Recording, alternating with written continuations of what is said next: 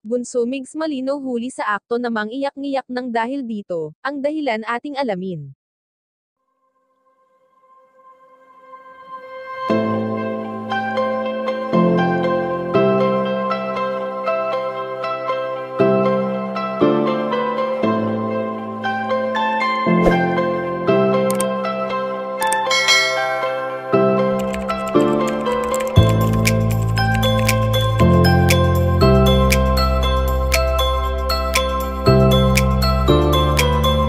Aminado pa rin magpasa hanggang ngayon si Bunso Migs Malino na nahihirapan pa rin siya na tanggapin na wala na talaga ang kanyang pinakamamahal na katambal.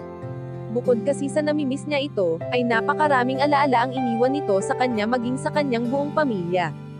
Sa nagdaang ilang taon sa bahay ng pamilya Malino ay sadyang naging tahimik ito sa ngayon, kumpara noong nabubuhay pa ang yumaong si Cutie Mahal na nagbibigay ng labis na kasiyahan sa kanilang tahanan. Wala na ngang masasakit pa sa puso ng binata sa tuwing naiisip niya na minsan sa buhay niya ay nagkaroon siya ng hindi lamang katambal, kundi maituturing niya na ring best friend dahil sa tindi ng pagsasama na nabuo sa kanila na sinasabi nga na wala nang mas papantay pa sa pagmamahalan ni na Bunso Migs Malino at Cutie Mahal.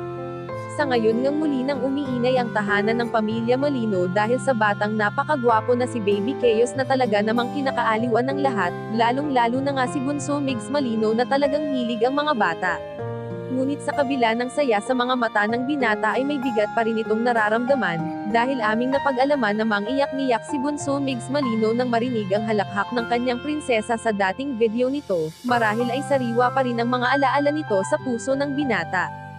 Kayo mga kachika, anong masasabi nyo dito? Please leave the comment and don't forget to subscribe.